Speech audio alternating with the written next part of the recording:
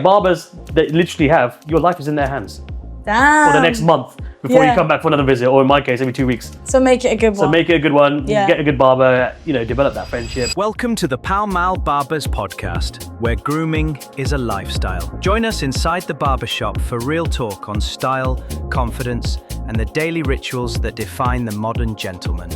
Okay, so we're here for episode 1 of our podcast for Pall Mall Barbers. We've got Jeet here. Jeet, how's life treating you at the moment? Sun's out, barely a bit of rain seen in the weather. Life is good. Is this your kind of weather? This is my kind of weather. The clothes don't necessarily reflect it as such, wearing all black.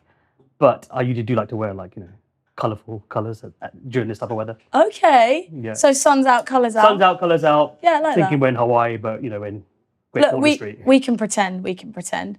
And so, of course, we've got the mics on, filming our podcast here. You used to do radio. Yes, once upon a time ago, back in the early 2010s, it was a passion project pre-life, I guess, when I was kind of deciding what to do, applying everywhere. I think I probably got rejected for so many different other jobs, office jobs and stuff like that. And I thought, why don't I stick to what I studied? And I kind of went down that route, kind of like the Asian radio station route. Lo and behold, I managed to get a training slot, at a local station, kind of about half an hour from where I lived. Training, learning the ropes, shadowing people. First slot was 1 a.m. to 4 a.m. in the morning. Oh, that's a tough gig.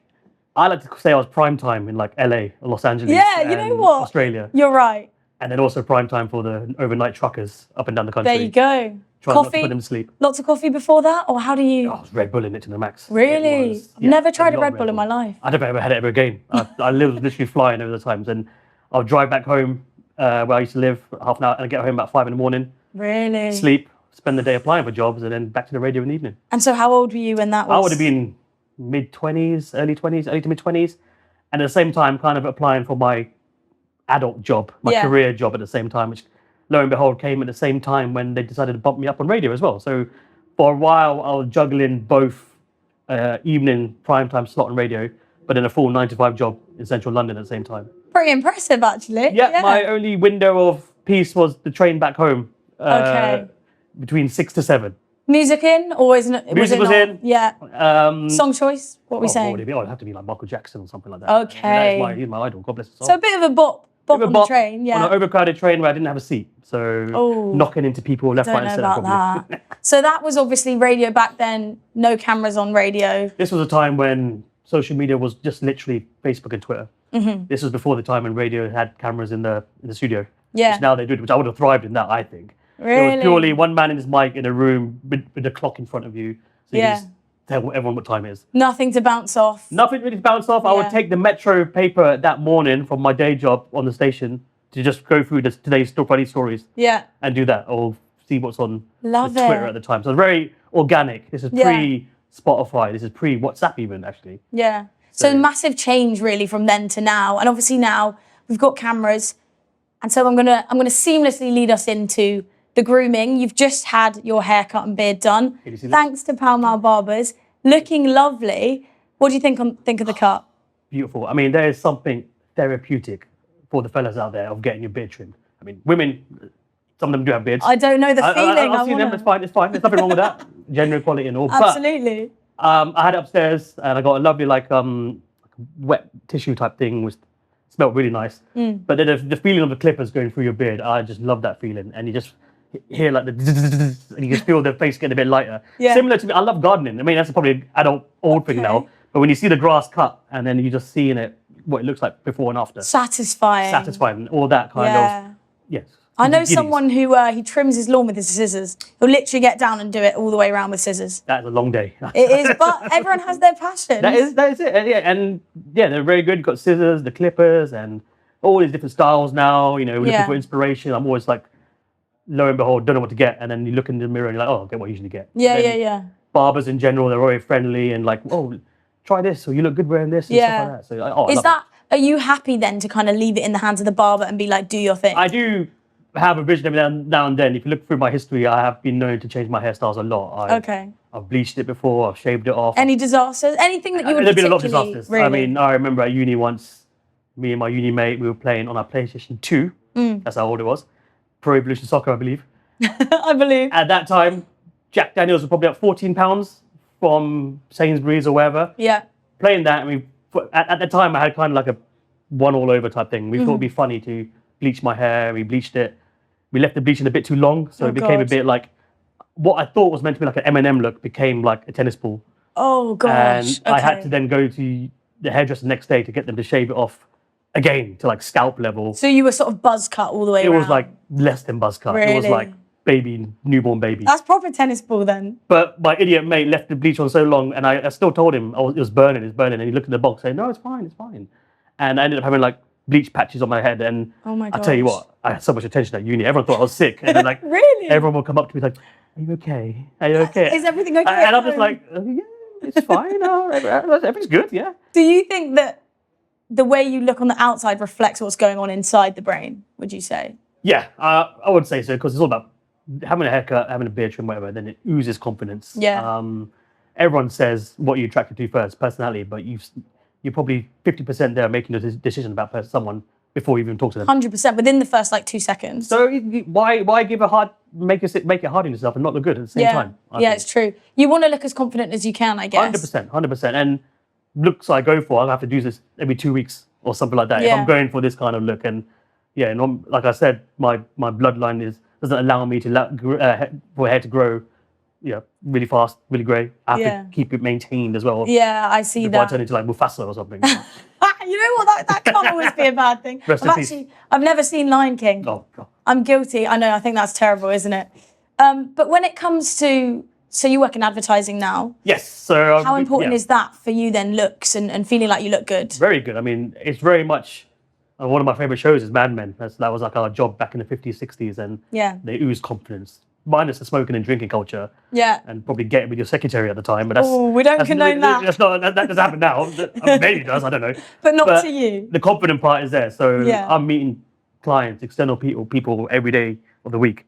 Yeah. And you want to look good. You want to put a good impression forward. 100%. You're representing both the company you're working for and also yourself. Yeah. And my industry, and I'm sure everyone else's industry, is loads of people when you grow up, and you might meet them again further down the road in a different profession or a different job, and they'd be like, oh, I remember you. Yeah, you look good. Yeah, I remember, stuff like that. Yeah. You just want to leave good impressions on each other. 100%. It's not just about your work. It's also about the way you carry yourself, especially with me as a presenter. Half of it is coming in there and feeling like people take you seriously just from the way you look. Oh, 100%. And putting in that effort. And so, obviously, you're a fairly new dad, 14-month-old. Correct. How do you think your grooming habits have changed now that you've got your little boy? Well, I haven't quite converted to wearing dye yet. So I've embraced the grey. The stress of having kids. The stress is there. Yeah, a lot more silvers have cropped up since he was born 14 months ago. There's definitely less time on yourself. Yeah. So I've got I use half the products that I've got in my collection at home just to get something on there. Yeah. It's changed, but then also at the same time, I've got this little boy, and I can't wait to gel his hair and spike his hair and chucking some hairspray on him every now and then. There's lots to experiment with. How much hair does he have now? He's got a full whack of hair. He's nearly got pretty much like a mullet as well. Because I didn't have hair until I was 4. Oh. I was bald. I had a little bit of a mohawk, I think. Yeah. But so he's got a decent amount to work with. Decent head of hair, and I think we were probably not far off him getting his first haircut. Really? I mean, we probably avoid the blade for now. Yeah. Maybe a little clipper job. He doesn't need that. He doesn't need it yet. There are some little bits of strands of a much coming through, so let's see. Do you think he's old enough yet to see people and be like, I like that hairstyle? Because little boys, they'll see footballers and be like, oh my God, I want the David Beckham hair. I'm still like that. Now. Yeah. Really? I would show a picture of Brad Pitt to my barber saying, can you make my hair can you make me look like that? Do this. The hair's like that, and then I say, but I don't look like him. And then the joke is that the barber would say to you, well, the hair's Brad Pitt, but the face isn't. Oh, and I'm like, take my money and go then. I guess I'll go. But he recognises people. I guess he will grab onto my beard, definitely. Really? So thankfully, when I go home late today, he won't. Not as much to grab onto this time. Yeah. But you'll mess up the hair and ruffle up the feathers a bit. So but it's fun. Do you think that you'll teach him styling tips and grooming tips and stuff like that? 100%. Yeah. I mean, I don't even know any baby modelling agencies. I can't say I've researched that, but I don't know if that's a thing. It's a thing. I'm telling you, it's a thing. I'll sign him up straight away. Sign him up. Do you think he could be in front of the camera? Is that? I think so. He's very he approaches everyone, and I think part of what I'm trying to instill into him is that he'll go to everyone and not just latch on to mum and dad. Let's say. So if we go to see family and friends, in a polite way, the first thing I do is like, here you go. Yeah. Bond, like an independence that's like not just like always needing to be, I guess, around you. And when it comes to, so have you been away on like a family holiday yet or anything? Yeah, we've been on a few. Yeah, we've been abroad. He's, I think he's got more passports in his stamp than I did in my first 5 years. Really? Yeah. Lucky boy. He's been around the blocks a bit. He's, interested in experiences on planes and stuff like that. But I mean, I use it to my advantage as well for like queue jumps and stuff like that. Look, I've got a little kid. It's literally like the Titanic. But I have a child. I have a child. I have a child. So that's what they were doing, wasn't it? Well, I do everything. We do it for like wherever we go, like restaurants and stuff or theme parks. Smart. Get the high chair out. I'll do it to this about 16 as well. Oh, that's so nice. What would be a dream family holiday destination then? I'll have to be to what I always love going. It's got to be sun, sea, sand. Do you reckon? I'm that over any like winter holidays, stuff like that. I mean, I've done like the ski trips and the snow over Canada winter trips. Which is fine. You like a bit of skiing or? It's an expensive habit, and I got into it really late with one of my. Make it sound like gambling. Expensive habit. It is. I mean, if I didn't start, I started my first ski trip was 2 years ago. Really? And then I'm on the beginner slope in Italy somewhere. Can't even stand up, and I've got little 5-year-old kids doing figure eights around me, and I'm trying to slap them in the face with a stick. Like kids are so good at skiing though, because their center of gravity is so low, so they just whiz down, no fear. And you start them that earlier, then they'll be professional. Yeah. I'm a late bloomer, and I'm not about that life. So it's hard. Sun, sea, sand, Long Island iced tea. That's all I need. Oh, so that sounds absolutely beautiful. And is there like a holiday grooming routine? Do you let the beard go? Yeah, I wouldn't wear any product on the hair. Let's say I'll be all natural, like beachy wavy. Beachy wavy. Maybe in the evening, a slap on a bit of gel for the dinner or something. But it's very more less maintained, you know. I think also the salt water is it makes the hair look quite nice. Yeah. Gives it a little like zhuzh. 100%. Do you know what I mean? Yes. Yeah. And so when it comes, so we've got the holidays covered. When it comes to like hair, sport, are you sporty or? Yeah, I got into, since lockdown, I really got into my running, which you probably can't tell if the camera's that low. I got into that and like joined all the Strava groups and stuff like that. Yes, love it. Got a little community at work and other offices where we kind of follow each other. Yeah. So that was kind of my thing I really got into. Football I played with friends and stuff like that for like 15 odd years. Yeah. Now you find less time to play because always something's busy coming up. Yeah, as a dad. I do like to try and keep active.